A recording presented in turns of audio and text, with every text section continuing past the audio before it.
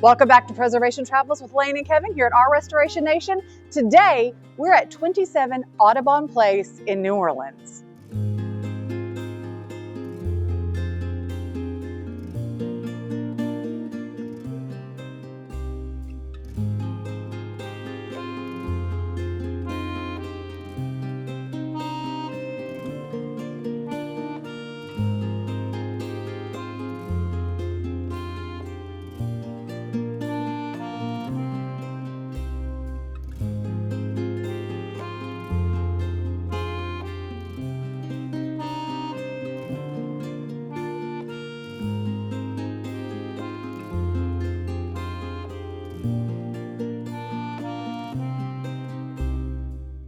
Welcome back to Preservation Travels. Today we're bringing you probably the most illustrious address we've ever brought. We are at 27 Audubon Place in New Orleans on a single street that has some of the most magnificent architecture in the Mississippi Delta. Right here in New Orleans. We're right across the street from Tulane University, just around the corner from Loyola.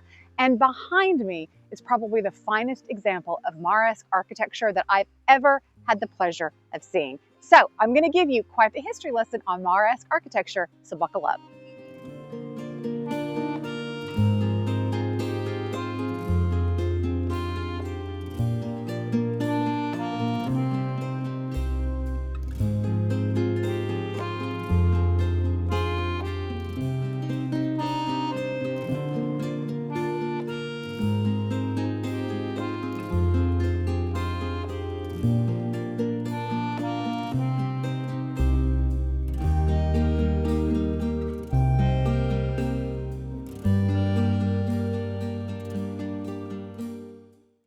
So let's spend a little bit of time talking about the details that are so indicative of this style of architecture that we just see on the facade. So behind me, you'll see the horseshoe arches, perfect for the style. Then you see the muqarnas. Those are those carved details that run across the parapet over my right shoulder. I think I'm gesturing to them. Again, perfect for this style of architecture. Then my favorite detail, and you're going to see an explosion of it inside, is the Zallige tile. You see it running across what would be the mopboard area of a floor on the front porch. Absolutely spectacular. The builders of this home, the original owners, traveled Europe and sent tons and tons and tons of materials back to this home to be incorporated in its design in 1928. So we will see true Zallige tile, which is Islamic in influence. We see it very heavily in Morocco, but we're also going to see Portuguese tile. We're going to see French additions. There's a little bit of a taste of everything European inside this house. So come inside and let me take you on the tour of maybe the house I'm the most giddy about of all the ones we've ever shown you.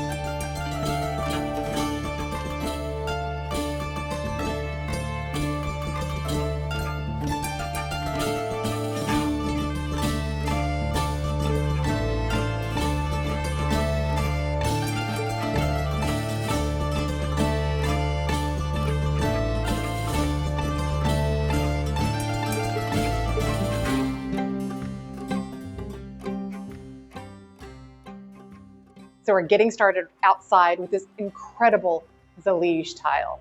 You cannot find this today. I think even in the modern Moroccan market, we would not find it of this quality, of this caliber, and it's all around the facade of this property. Come inside with me and see this home. This type of home, Kevin and I have said for many years, we have an architectural dream list. These are the types of homes we would love to own someday. And this one is near the top for both of us. This Morish style of home is a dream home for us. So come take a look at our dream home with me.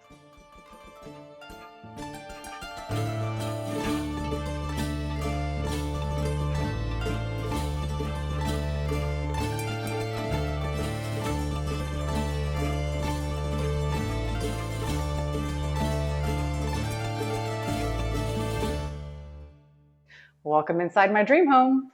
This home was designed in 1927-28 by the famous New Orleans firm of Weiss, Dreyfus, and Seiferth. Now, the realtor and I were joking that we imagine there were many change orders that took place during the building of this home because the owners, the builders, were traveling Europe and buying items to send back here to have included in this home. So I'm certain as they added items, plans were changed. I can only imagine the frustration of the architects. But let's take a look at this Zallige tile here in the entryway, a very traditional greeting space that you would see in Moorish design. And this Arabic writing, which translates to God is good, is absolutely indicative of this style. Now, where things get a little funny and a little tricky in this house, come in here with me. We transition from a true Zallige style that would have, again, the tradition would have started in North Africa, gone to Spain, to Portuguese tile. These blue tiles in this floor are very indicative of manufacture in Portugal. If you travel to Portugal, you'll see entire buildings covered on the facade in these beautiful tiles. So already we're seeing a mix of styles, but still keeping it within that Mauresque design style.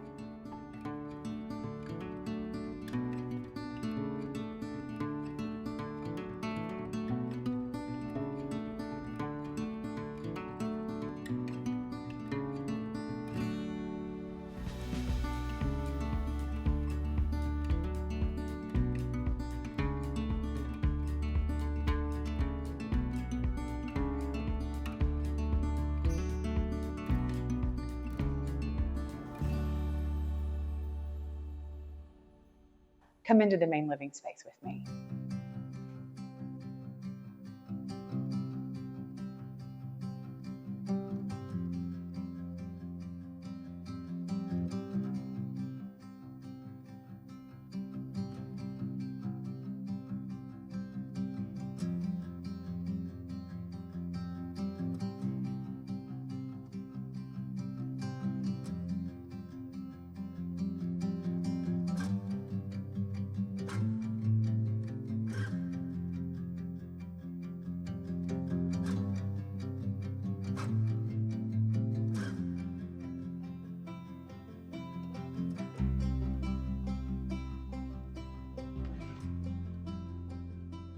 So let's talk about the importance of Islamic art in this style of home, and Zallige tile in particular. Islamic law forbids the depiction of anything that has a soul in art. So obviously we do not depict Allah, the Prophet, and it discourages the depiction of anything that is human or animal. It is trying to avoid the look of having things that are idols in the home. So you'll see heavy geometric designs. So as you look around the space, if you see tiles that depict animal life, human life, those are not traditional styles that you would see in this type of home in its home country. Those are Western interpretations. We've taken a little bit of license with those. So if you look above us, we have a number of animals depicted on the ceiling. We have some animals in the tile around the room, but this space is absolutely spectacular. All original architectural elements, from the beautiful frames in the windows to the incredible tile underneath. But you'll see, I'm standing in front of the real masterpiece in this room, this absolutely spectacular tile fireplace. I suspect, again, that these may in fact be Portuguese tiles, and I don't know if you can tell, but the glaze originally, I think, has some copper in it. It's iridescent, and we usually only see that iridescence when we actually have copper put into the tile before it's fired. This piece is absolutely superb. This alone is worth the price of the house.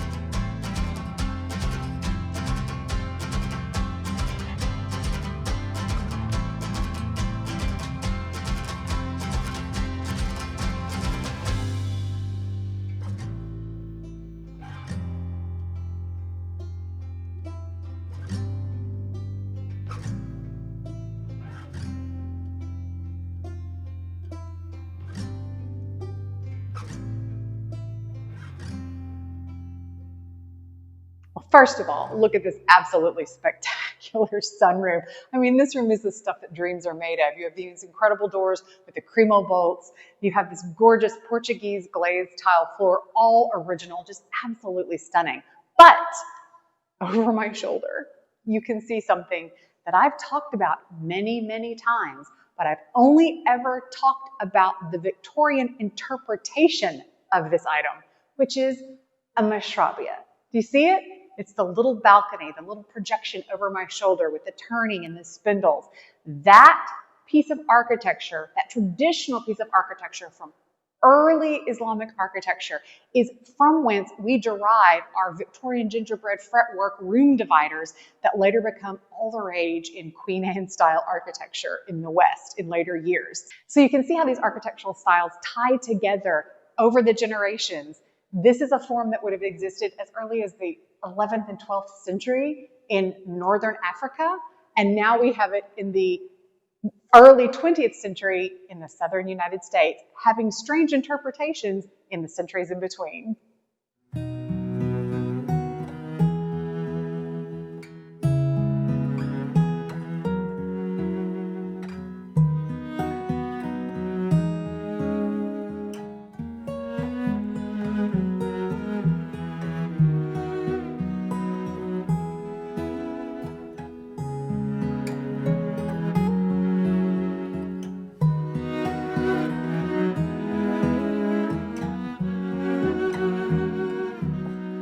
Well, if you've watched me for any length of time, you know a formal dining room is always one of my favorite spaces, and this is no exception. Above me, you see this masterful, hand-painted, beamed ceiling. One of the things that I find so incredibly interesting about the stylistic choices in this ceiling is that the fruit and floral designs that we see really are earlier in design period. These look like they belong more in an 1870s to 1890s property than they do in a 1920s property. So again, we've talked many, many times about how we see these design choices slowly evolve out of homes. But we're in the dining room, so scenes of plenty, scenes of abundance on the ceiling are very typical. Now, there's another little detail in this room. We've seen them in lots of other homes, but we rarely see them intact. In this room, right here, we have a call button that the lady of the house would have used to call in the next course of the meal while she was entertaining without ever having to raise her voice or ring a bell. It was a very discreet way to signal that they were ready for the next course. And this one is still intact. I want to show you the thought that went into the design of this home. This is how homes were designed 100 years ago. You'll see these beautiful lidded windows look like Tudor era windows with these pontil end pieces of glass. Of course, originally in England, these pontil windows, this was the junk glass, right? This was the leftovers that were left after glass was blown, and they were put together and used to make windows. But you can see that they're very opaque. This is to the main road and facing Tulane University.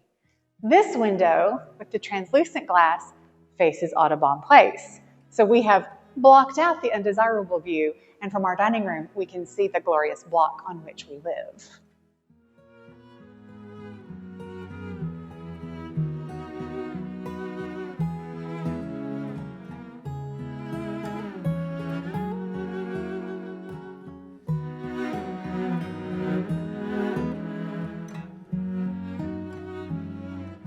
Now you can see I'm standing inside an absolutely exquisite modern kitchen. That's the beauty of this house. Well, one of the multiple beauties of this home. It has been completely restored. So you are dealing with this absolutely spectacular early 20th century property that is architecturally significantly intact on, again, the best street in New Orleans. But you have all new systems. You have all new electrical, all new plumbing, new HVAC, and this magnificent modern kitchen. This home is so beautifully designed for entertaining and in the best spot in the city. It's an absolute bargain.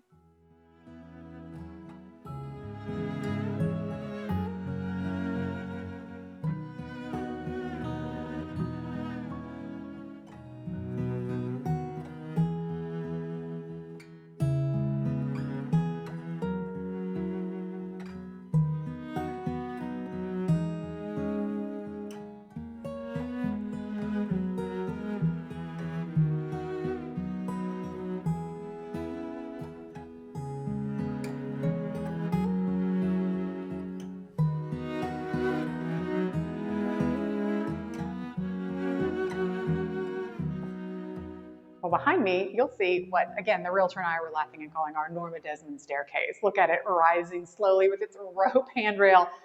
Just glorious. Take note that the tiles on each of the risers are different and the support at the corner.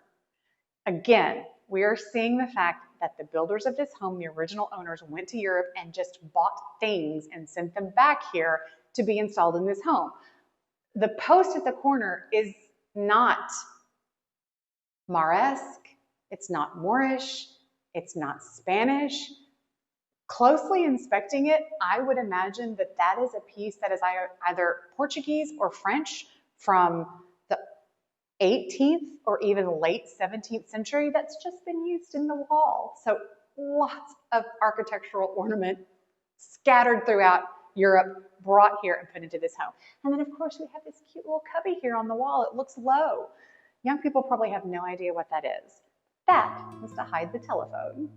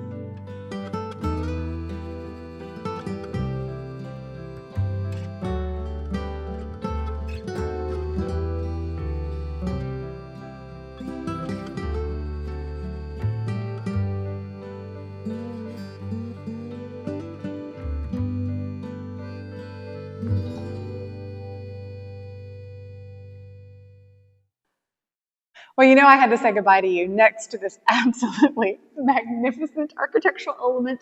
This is probably the last time I'll ever see it, so I had to give it a little kiss goodbye.